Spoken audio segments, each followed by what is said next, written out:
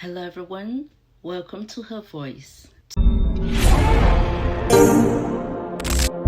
Today we're going to look at a tweet that the President of the United States put out in regards to the military parade in China. Let me put it on the screen and then let's have a chat.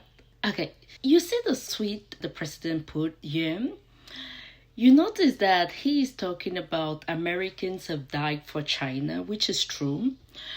But what is missing there? He is unable to point out the aggressor, Japan. The Chinese did fight World War II against Japan. The Japanese were the aggressor of World War II. That's when the Japanese empire actually collapsed. And the Japanese empire collapsed, giving way to the American empire. So that's something that you should have in the back of your mind. So the Japanese, the aggressors during World War II, is missing from his tweets. But then, America hasn't recognized any other country that has actually helped them in maybe getting their freedom or in any way. I know during 9/11, there's this tribe in Africa that they gave 14 cows to America. It's something I read recently. Americans have never really acknowledged people that helped them get their independence, except for their Western allies. So why do they think other countries should acknowledge them? Americans have not even acknowledged the people that built their country. So why do they think other countries should acknowledge them? If you really cannot appreciate all this, I don't think you should be expecting applause for you helping because you don't do it. There were 100 American volunteers, pilots that were flying the Tiger drones or aircrafts. There were around 23,000 US troops serving in the China-India theater, building supply routes and flying dangerous missions to keep China's supply. So yes, Americans did help and also did other countries help. I think Africa actually the whole continent of Africa provided the largest number of humans. There were about 100,000 Africans fighting alongside with the Chinese under the colonial banners of Britain, French, and Belgium. They were fighting alongside the Chinese. I still have to do some research to see if China has actually acknowledged those African troops that helped them, but I know Russia has acknowledged them and has really praised them for helping them out when they were invaded by the Nazis. So 80 years after World War II, some say at the brink of another World War III, and you see the president of one of the most aggressive countries on planet Earth, as per many people, putting on a tweet like this, unable to point out who the aggressor is and trying to make the people who fought for their freedom look bad. Everything in the world is really not about America. People are trying to save their sovereign lands. People are trying to grow their economy. People are trying to do a whole lot of things. Many people are not trying to be like America. Countries now have decided that their growth is going to be in their own way, on their own terms. And they really don't want to grow the way America has grown. I think America is one of the fastest growing empire and the fastest falling empire. And also one of the shortest empire to reign. When America became the superpower, it's about 80 years old. China fought World War II for nearly 8 years before Pearl Harbor, long before the Americans entered the war. China has been fighting Japan on its own for 8 years. The Americans got into it because the Japanese got into Pearl Harbor. Yes, everybody should be recognized, but I have been fighting my war. I have been doing it in my own way, in my own terms. You came 8 years after, and you came because you were attacked by the same person who attacked me. I thank for bird. I think China has given their flowers. Should they give it all the time? I don't think so. America doesn't give flowers to anybody. So Japan invaded China in around 1937. But when Trump is free making tweets like this, it's people then turn to wonder what is America representing at this point in time. You're unable to declare something that the whole world has seen that is bad. You're unable to point at the aggressor in a war that has long passed. So what are you able to do at this point in time? Like, which side is America really able to stand on? The Soviet Union were helping China when it started. They have been allies for years. So they helped them. The Soviet Union only retreated when they were invaded by Germany. They had their own fight, so they retreated. The UK got into the war mainly by colonial fighters. They had people in Africa that they seem as less humans, and they took them to come fight this war. Also, India got into the war because Britain actually took soldiers from their colonies, which is mainly Africa, India, and some part of the world. It is estimated that 1.4 million Africans served in World War II, many fighting directly with China.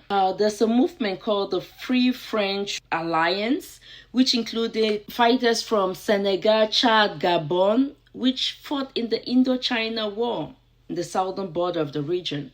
So many countries fought alongside China.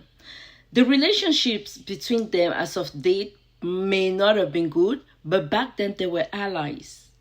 We're going to look at when the relationship got sour in another topic. Maybe Africans be the ones making a tweet about anything that happened during World War II. Because Africans have never been recognized as if they fought, and Africans were used as the guinea pig.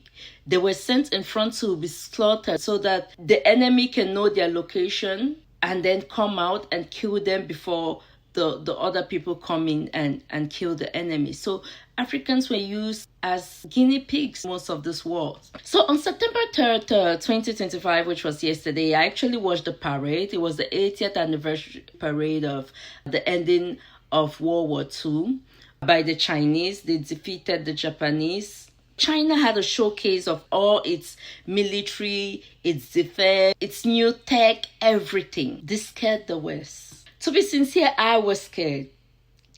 China made a statement without making a statement. To you, my friends, I will be there for you. We will trade. I am a non-interfering partner. But I'm not weak. And to you, my enemies, if you dare me, I will cross you. China can fully go into war without this military even leaving the country. There were missiles that can shoot round the earth. They could detect somewhere in America and poof, hypersonic missiles, the DF-5C missile, the DF-61.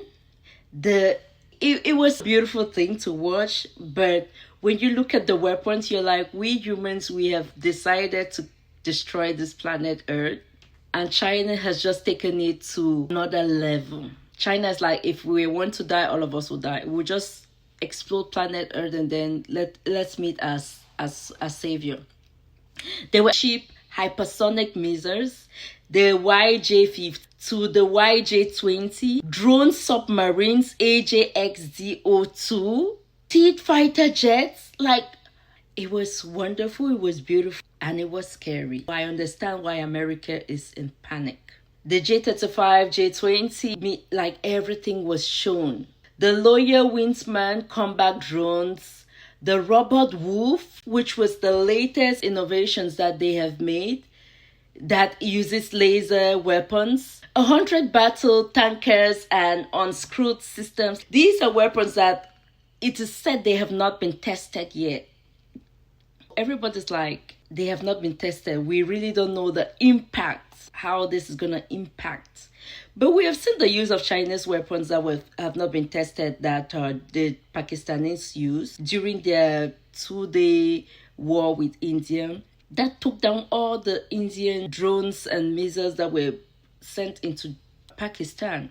With that in mind and seeing all these new innovations that China has, you have to be like, wow. We don't know, but we can imagine what these things can do. The first ever fully display of China's nuclear trade, that is land, sea, and air, were in full force, full show. So you say, why does this scare the West? China is rapidly expanding.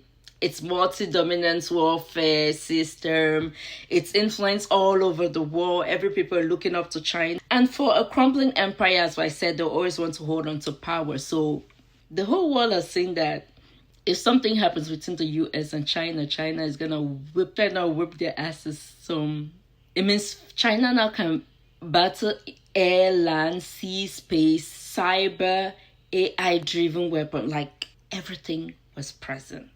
You need to watch it. I think it's a reaction video. You need to watch it. Everything. It's about an hour long. The parade itself was almost an hour 30 minutes. The way the military listened to their leader, and you want to compare that parade with what happened in Trump's parade. It is so laughable. Like, oh no, how the mighty fall. So there's a big gap between the systems, the drones, space, AI, nuclear that the Chinese have and what the Americans have. Rumors has it that during the time of the parade, it was later on in the night, in the late night, the pizza delivery to the White House, meaning the Pentagon, they were all watching it and scrambling and looking for what to do, what not do. Oh, we haven't seen it. No. So it might be interesting to see what, if America is going to host another parade next year, to see maybe some of the upgrades that they will have done, get themselves again in depth to do that. So it's interesting to see.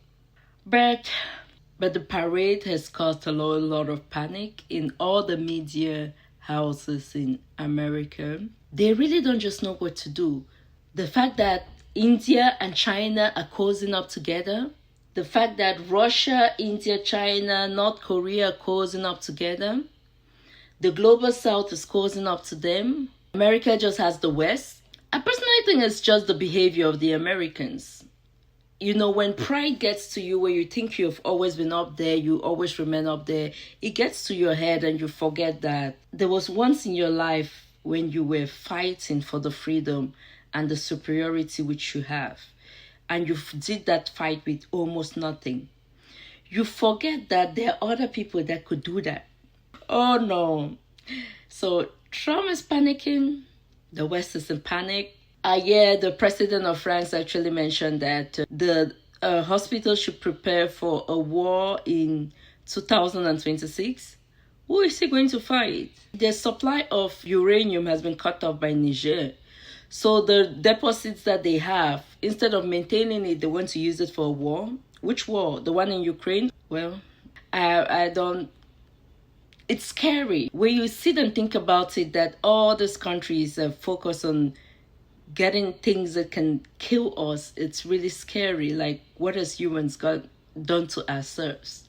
And I think if there's ever gonna be a World War III, then the next war will be fought with sticks, be destroyed. China just proved it. Can you imagine what they can do in the next 10 years? They are still growing. Like, the Chinese have not even reached the meat of their reign. They have not even reached the meat of their growth. There's still room for them to grow. There's still room for their economy to diverse, to grow. There's still new things for them. The upcoming Chinese empire, it's going to be there for a very, very long time. I just pray that war is not what they pick up. Fighting is not what they will do. I pray they remain on the track that they are in. I pray that they interfere instead more by telling other countries to stop the killing.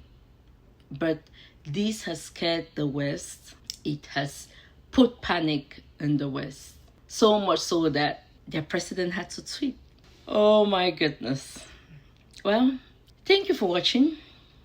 Please subscribe to my channel. I like to hear your feedbacks. I like to know how I can improve myself. And just thank you. I just have a great day.